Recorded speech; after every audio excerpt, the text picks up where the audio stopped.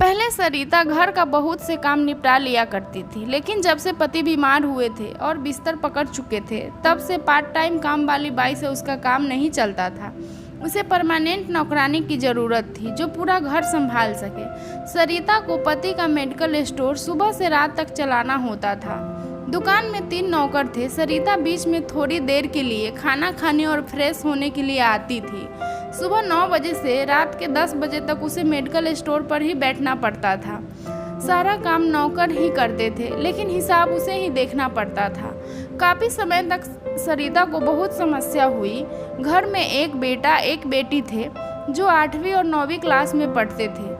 उनके लिए चाय नाश्ता, सुबह का टिफ़िन तैयार करके स्कूल भेजना और शाम की चाय के साथ भोजन तैयार करना और खिलाना सब हरितिमा की जिम्मेदारी थी। बीमार पति को समय पर दवाई देना और डॉक्टर बताए मुताबिक भोजन देना, यह सब हरितिमा के बिना मुमकिन नहीं था। सरिता जब बहुत परेशान हो गई तब उसने एजेंसी में जाकर कई बार परमानेंट नौकरानी का इंतजाम करने के लिए कहा। एक दिन एजेंसी के मालिक ने कहा, अभी तो कोई लड़की नहीं है, जल्द ही असम और बिहार से लड़कियां आने वाली हैं, मैं आपको बता दूंगा। सरिता ने एजेंसी वालों से कहा, आप ज़्यादा कमीशन ले लो, लड़की की तनख्वाह भी अच्छी रहेगी, साथ साथ रहने खाने की सारी सुविधाएं भी मैं दूंगी, मुझे लड़की जल्दी चाहिए। और जल्द ही एजेंसी वाले का फ़ोन आ गया। एजेंसी से 13 साल की हरितिमा को लाने के बाद सरिता की सारी मुसीबतें टल गई। हरितिमा सुबह से रात तक घिरनी बनी रहती थी, पूरे घर का काम करती, घर के हर सदस्य का ध्यान रखती, हर समय पूरा घर साफ सुथरा रहता। हरितिमा हमेशा काम करती नजर आती, न कोई नखरा, न कोई शिकायत और न कोई छुट्टी। 13 साल की खूबसूरत गोरी नाजुक मेहनती हरितिमा बिहार के एक छोटे से गांव से थी। घर की माली हालत खराब थी, माँ बीमार थी, 2 छोटे भाई थे। उसके पिता बचपन में ही गुजर गए थे। शुक्रवार को जब मेडिकल स्टोर बंद रहता तब सरिता उससे बातें करती, उससे पूछती किसी चीज़ की कोई ज़रूरत हो तो बेझिझक कहना, खाने में जो पसंद हो बनाकर खा लिया करो। हरितिमा को पढ़ने का बहुत शौक था। सरिता उसके लिए किताबें भी ला देती थी। पति रतन लाल के एक के बाद एक 2-3 बड़े ऑपरेशन हो चुके थे, उन्हें आराम की सख्त ज़रूरत थी। सरिता पति के कमरे में बहुत कम ही जाती थी। कमरे से आती दवाओं की गंदगी से उसे उल्टी आ जाती थी। पति की ऐसी बुरी दशा देखने को भी उसका मन नहीं करता था। पति बिस्तर पर लेटे रहते, काफ़ी समय तक तो उनका मल मूत्र का मार्ग बंद कर दिया गया था। प्लास्टिक की थैली लटका दी गई थी। उन्हें साफ करने का काम पहले तो नर्स किया करती थी, बाद में रतन लाल खुद करने लगे थे। लेकिन जब हरितिमा ने इस जिम्मेदारी को संभाल लिया था, सरिता को लगता था कि उसके पति की जिंदगी एक तरह से खत्म हो चुकी है, उन्हें बाकी जिंदगी बिस्तर पर ही गुजारनी पड़ेगी। ठीक हो भी गए तो पहले जैसे तो नहीं रहेंगे। सरिता ने अपना कमरा अलग तैयार कर लिया था, अपनी ज़रूरतों के हिसाब से सब कुछ अपने कमरे में रख लिया था। बच्चे बड़े हो रहे थे, वह अलग गलती से ऐसा कुछ नहीं करना चाहती थी कि जो बच्चे की ज़िंदगी पर कोई बुरा असर पड़े। सरिता की उम्र 40 साल की थी और उसके पति का उम्र लगभग 45 था।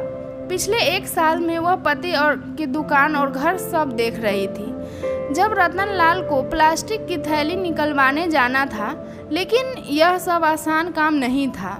सरिता को साथ जाना था, लेकिन उसने कह दिया, मैं जाकर क्या करूँगी, मुझसे यह सब देखा नहीं जाता, तुम हरितिमा के साथ लेकर जाओ, फिर मुझे दुकान भी देखनी है, काम करूँगी तो पैसे आएंगे, आपके इलाज में लाखों रुपए खर्च हो चुके हैं।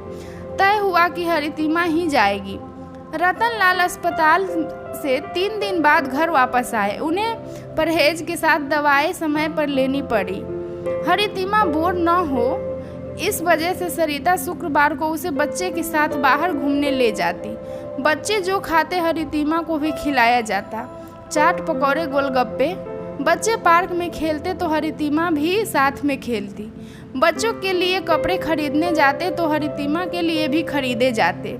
चाट खाते समय एक लड़के ने हरितिमा से बात की। सरिता को अच्छा नहीं लगा। लौटते समय सरिता ने उससे पूछा, तुम इसे कैसे जानती हो? मेरे मुल्क का है मैडम, मुल्क की नहीं, राज्य का। मुल्क तो हम सबका एक ही है, सरिता ने हंसते हुए कहा। फिर उसे समय, ये हरितिमा तुम मेरी बेटी जैसी हो। इस उम्र में लड़कों से दोस्ती ठीक नहीं है। अभी तुम्हारी उम्र मात्र 15 साल है। अब हरितिमा को अक्सर ऐसी ही हिदायतें मिलने लगी थी। रतन लाल लाठी के सहारे घर में ही टहलने लगे थे। एक बार वे लड़खड़ाकर गिर गए। तब सरिता ने हरितिमा को फिर हिदायत दी, तुम अंकल को थोड़ा बाहर तक घुमा दिया करो, कहीं और कोई परेशानी न हो जाए। तब से हरितिमा घर से थोड़े दूर बने पार्क में उनके साथ जाने लगी। वह पहली जैसी शांत और सहमी हुई नहीं थी। अब वह हंसने बोलने लगी थी, खुश रहने लगी थी। लेकिन हरितिमा के खिलते शरीर और उसमें आए बदलाव को देखकर सरिता जरूर चिंता में रहने लगी थी। उसे उस लड़के का चेहरा याद आया तो क्या बाहर जाकर इतनी सी उम्र में वो सब करने लगेगी हरितिमा, जो उसकी उम्र के लिहाज में गलत था। कहीं पेट में कुछ ठहर गया तो सरिता ने एजेंसी वालों को सारी बात फ़ोन पर बताई। एजेंसी वाले ने कहा, मैडम यह उसकी निजी मामला है, हम और आप इसमें क्या कर सकते हैं। वह अपनी नौकरी में कोई बेईमानी तो नहीं करती है, आपसे आपके घर की देखभाल ईमानदारी से तो कर रही है, और आपको क्या चाहिए। सरिता को लगा कि एजेंसी वाला ठीक कह रहा है। फिर हरितिमा उसकी ज़रूरत बन गई थी। ज़रूरी नहीं है कि दूसरी लड़की इतनी ईमानदार हो, मेहनती हो। सरिता इस बात को भूलने की कोशिश कर ही रही थी कि 2-3 दिन ही गुजरे थे कि सरिता ने हरितिमा को उल्टी करते हुए देख लिया।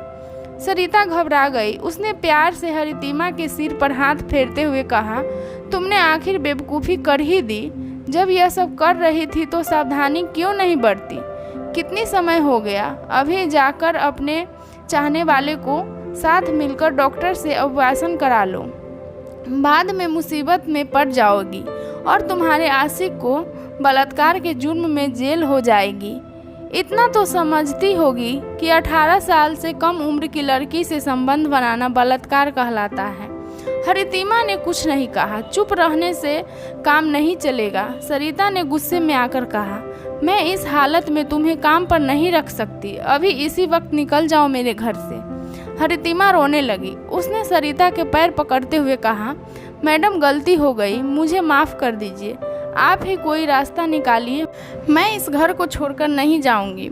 सरिता को गुस्सा तो था, लेकिन हरितिमा की ज़रूरत भी थी। उसने अपने परिचित डॉक्टर को दिखवाया। 1 महीने का पेट था। 5000 रुपया लेकर आसानी से डॉक्टर ने पेट गिरा दिया।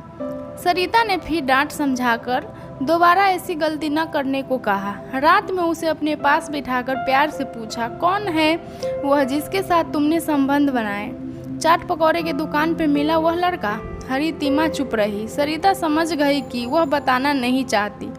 रतन लाल की ठीक होती तबीयत अचानक बिगड़ने लगी। उन्हें फिर अस्पताल ले जाया गया। डॉक्टरों ने हालत गंभीर बताई। जिस कैंसर से वह उभर चुके थे वही कैंसर उन्हें पूरी तरह अंदर ही अंदर खोखला कर चुका था।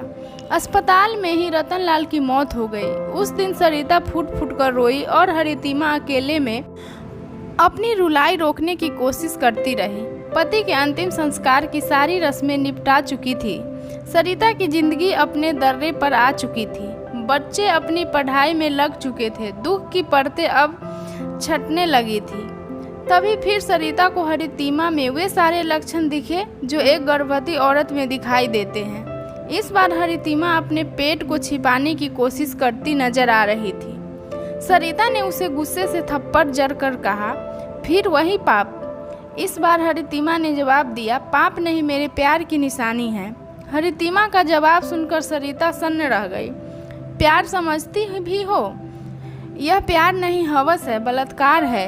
चलो अभी डॉक्टर के पास। सरिता ने गुस्से में कहा, मैं नहीं जाऊंगी। यह कानूनन अपराध है। जेल जाएगा तुम्हारा आशिक। कुछ भी हो, मैं इस बच्चे को जन्म दूंगी। तुम्हारा दिमाग खराब है क्या? समझते क्यों नहीं हो? हाँ, मेरा दिमाग खराब है। प्यार ने मेरे दिमाग खराब कर दिए हैं। बुलाओ इस बच्चे के बाप को। वे अब इस दुनिया में नहीं है। क्या कौन है वह? मैं उन्हें बदनाम नहीं करना चाहती। चली जाओ यहाँ से। हरितिमा चली गई। सरिता ने एजेंसी वाले को फ़ोन कर दिया। एजेंसी वाले ने कहा, आप निश्चित रहिए, मैं सब संभाल लूँगा। सरिता निश्चित हो गई। कुछ दिन बीत गए। एक दिन वह घर की साफ सफाई करने लगी। पति के कमरे का नंबर आया तो सरिता ने पति के सारे कपड़े, पलंग, बिस्तर सब कुछ दान कर दिए। वह एक अरसे बाद अपने पति के कमरे में गई थी। कमरा पूरी तरह खाली था, बस एक पेन और डायरी रखी थी। सरिता ने डायरी के पन्ने पलटे। कुछ जगह हिसाब लिखा हुआ था, कुछ कागजों पर दवा लेने की नियमावली लिखी हुई थी। एक पन्ने पर हरी स्याही से लिखा हुआ था हरितिमा। यह नाम पढ़कर वह चौंक गई। उसने अपने कमरे में जाकर हरितिमा के बारे में पढ़ना शुरू किया। सरिता माना कि 15 साल की लड़की से प्यार करना गलत है, उससे संबंध बनाना अपराध है, लेकिन इस अपराध की हिस्सेदार तुम भी हो। मैं बीमार, क्या हुआ? तुम मुझसे मिलना ही छोड़ दिया, अपना कमरा अलग बना लिया। मेरे दिल पर क्या गुजरती होगी तुमने सोचा भी नहीं, लेकिन तुम तो जिम्मेदारियों निभाने में लगी हुई थी। मैं तो जैसे अछूत हो चुका था तुम्हारे लिए। सच कहूँ तो तुम्हारी बेरुखी देखकर ठीक होना ही नहीं चाहता था मैं, लेकिन मैं ठीक हुआ हरितिमा के देखभाल से, उसके प्यार से। हाँ, मैंने हरितिमा से तुम्हारी शिकायतें की, उससे प्यार के वादे किए, उसके पैर पड़ा कि मेरी ज़िंदगी में तुम ही बाहर ला सकती हो। मुझे तुम्हारी ज़रूरत है हरितिमा, मैं तुमसे प्यार करता हूँ। कम उम्र की नाजुक कोमल भाव से भरी लड़की मेरे प्यार में बह गई। उसने मेरी जिस्मानी और दिमागी ज़रूरतों को पूरी की। हाँ, वह मेरे ही बच्चे की माँ बनने वाली है। मैं उसके बच्चे को अपना नाम दूंगा। दुनिया इसे पाप या अपराध नहीं कहेगी। मेरी पतझड़ भरी जिंदगी में वो हरियाली बनकर आई थी। इस घर पर जितना तुम्हारा हक है उतना ही हरितिमा का भी होगा। लेकिन अब लगने लगा कि मैं बचूंगा नहीं। अचानक से शरीर में पहले जैसी भयंकर दर्द उठने लगी। मैं तुमसे किसी बात के लिए माफ़ी नहीं मांगूंगा। चिंता है तो बस हरितिमा की, अपने होने वाले बच्चे की। उसे तुम्हारी दौलत नहीं चाहिए, तुम्हारा बंगला, तुम्हारा बैंक बैलेंस नहीं चाहिए। उसे बस सहारा चाहिए, प्यार चाहिए। डायरी खत्म हो चुकी थी। सरिता अवाक थी। उसे अपने पति पर गुस्सा आ रहा था और खुद पर शर्मिंदगी भी।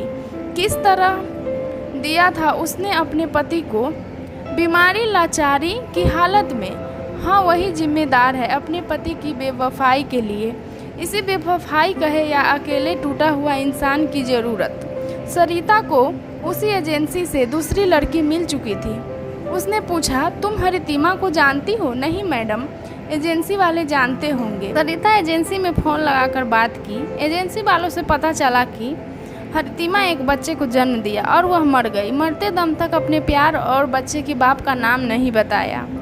सरिता सोचने लगी, एक मैं हूँ जिसने पति के बंगले कारोबार को संभालते संभालते अपने पति को ही छोड़ दिया, बच्चों तक को दूर कर दिया, और एक गरीब हरितिमा जिसने न केवल बीमारी की हालत में मेरे पति की देखभाल की, अपना सब कुछ सौंप दिया, यह जानते हुए भी कि उसे कुछ नहीं मिलेगा वह सिवाय बदनामी के। उसने अपने प्यार की निशानी को जन्म दिया। वह चाहती तो क्या नहीं कर सकती थी। इस धन दौलत पर उसका भी हक बनता था, वह ले सकती थी, लेकिन उसने सब कुछ छोड़ दिया अपने प्यार के खातिर। उसने एक बीमार मरते हुए आदमी से प्यार किया और उसे निभाया भी। और एक मैं हूँ, चाहे कुछ भी हो जाए, मैं हरितिमा के प्यार की निशानी अपने पति के बच्चे को इस घर में लेकर रहूँगी। मैं पत्नी का धर्म तो नहीं निभा सकी, पर उसकी संतान के प्रति माँ होने का जिम्मेदारी तो निभा ही सकती हूँ। सारी कागजी कार्रवाई होकर वह बच्चे को लेकर अपने घर चली आई। वह बच्चा एक अनाथ आश्रम में था, जिसे लेकर वो बहुत खुश हो गई। अपने पति को याद करती रहती है, हरितिमा को याद करके बहुत खुश होती है।